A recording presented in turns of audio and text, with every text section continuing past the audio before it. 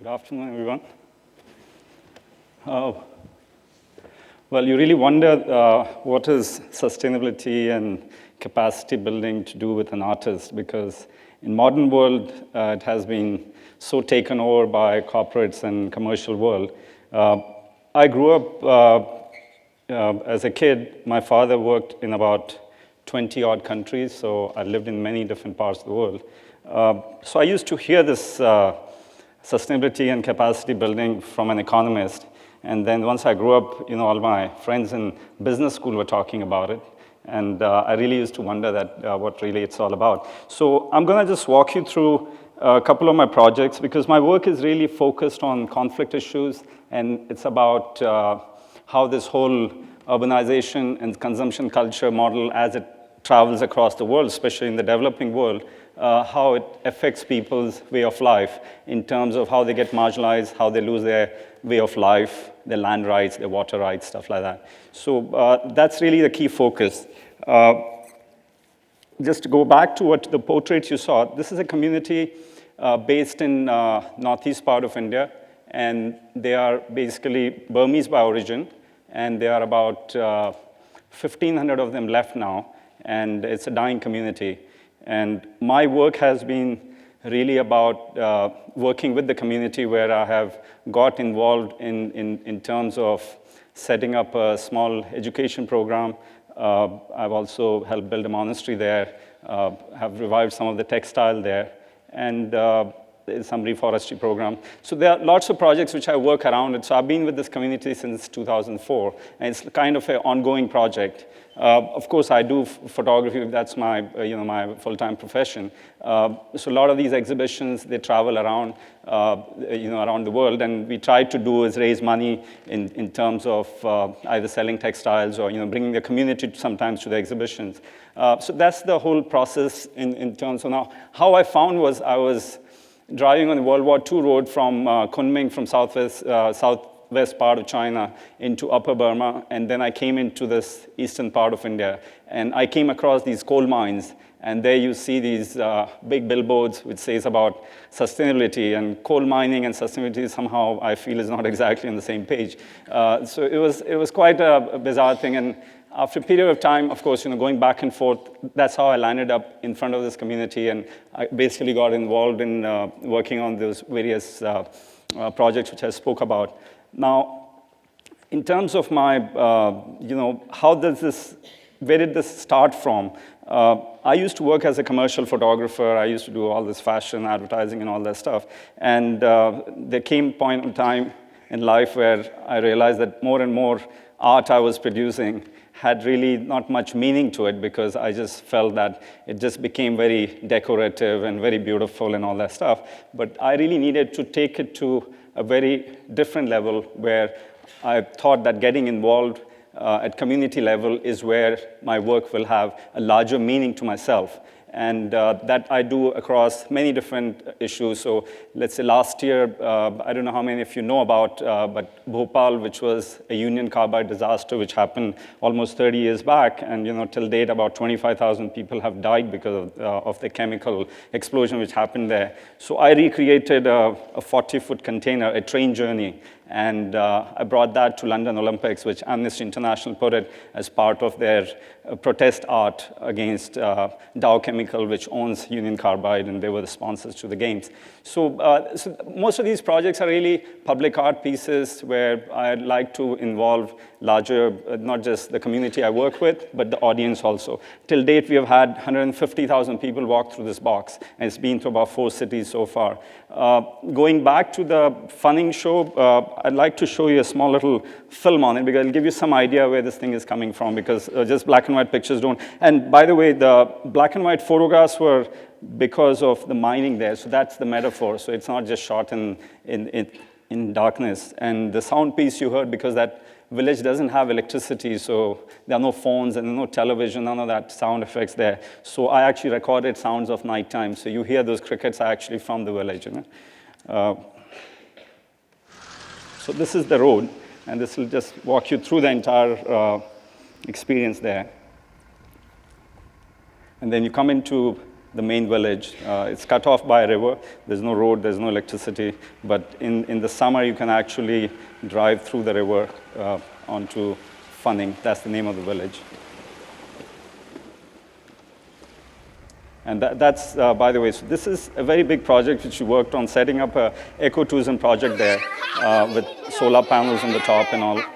There are 6 beds in there, and they're mostly tourists who are really interested in outdoors, so they come and stay at this village. You can see they live a very simple life.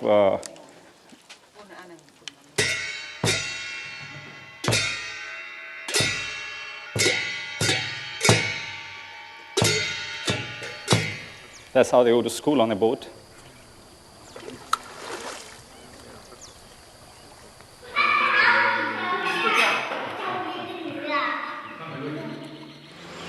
And those are the coal mines which are pretty close by.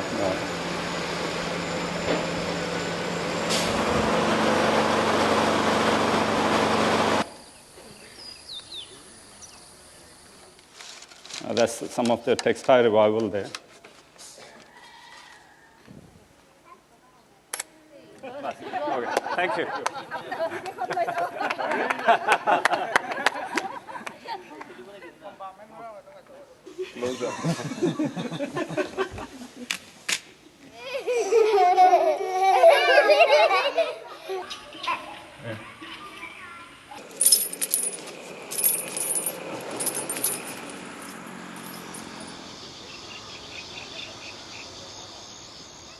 Okay, so that's the film.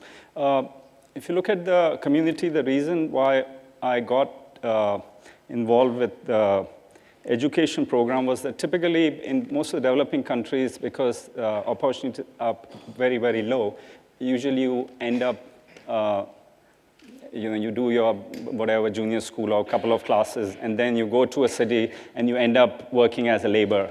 And it just has a total disconnection from these communities where they live a very, very different kind of a life. So my idea is really to set the education program, but at the same time, they still live that life. So it's not like total disconnection from there. Even the textile part of it, every home had a loom there, but unfortunately, cheap textile arriving from China, rest of India or Bangladesh, that just basically threw this community totally off, because earlier they used to go to the markets, weekly markets, and barter that for cash or for grain or something.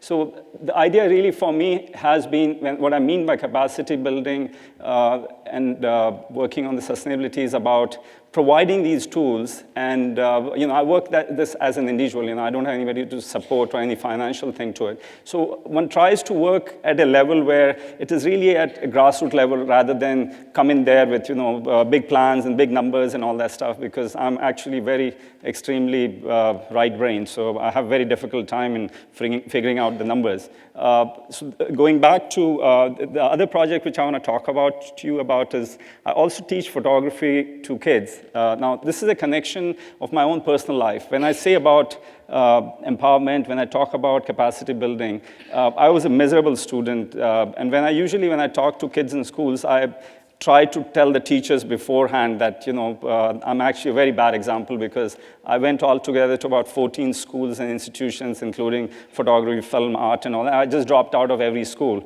And somehow I didn't fit in any conventional way of studying, and which is not a very good example when you go talk to students, because teachers don't really like that. So in terms of the photography workshop, which I do, they are mostly working with low-income group, kids from low-income group families, and they are mostly children who are between 8 to 14 years of age. And a lot of places, there are no schools, they sit under trees, and it's more about a space where they probably have a meal plan, so that's why the kids come to these schools. So I've done it in East Africa, Southern Africa, South Asia, Middle East. So I've done it in many, many countries. And the way we work this entire program is I have 50 cameras. Thankfully now it's digital, so it's much easier to carry all this stuff.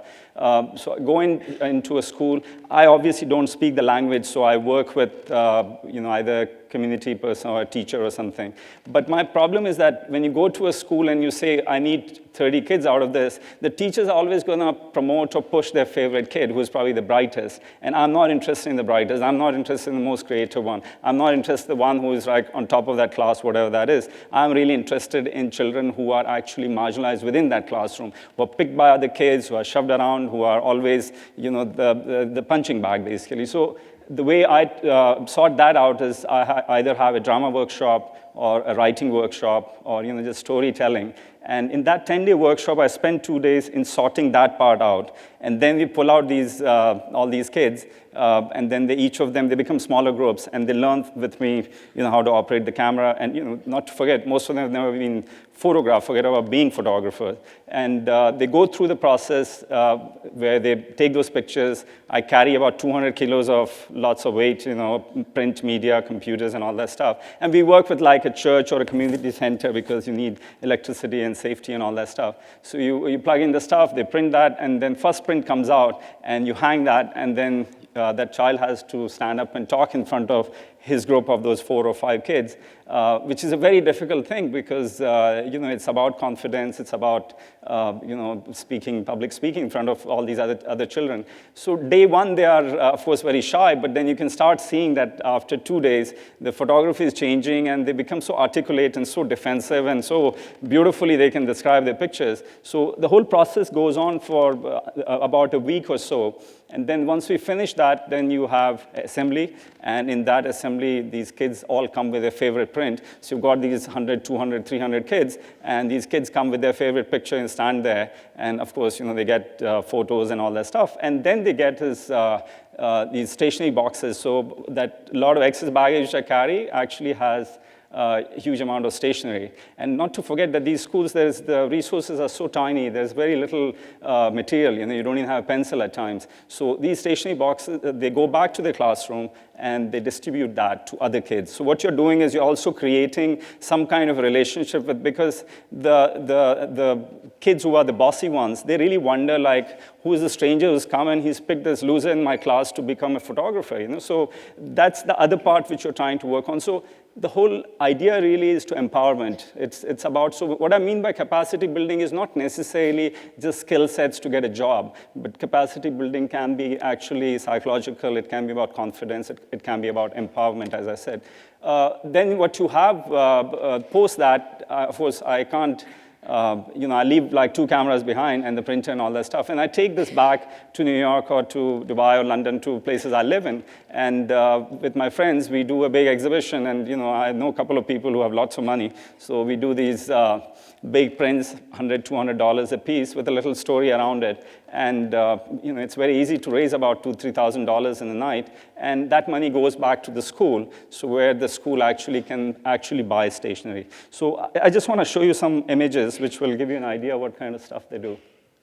So this is the first time they're photographed. So like this kid, he's shot his own shadow,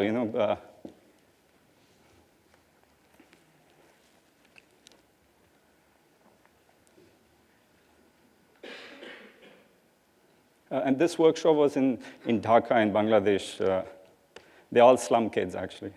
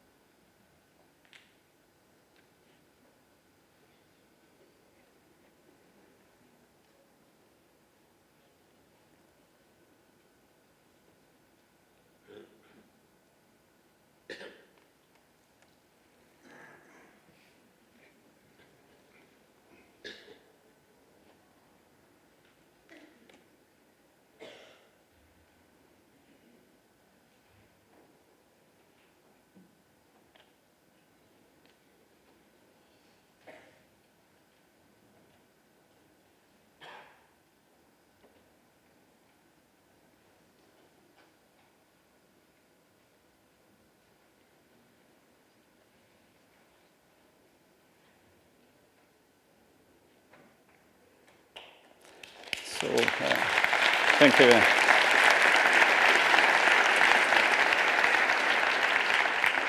So I'd like to close this with one question, and which is, as an artist, as a creative person, do you do art for art's sake, or is art for a larger social change?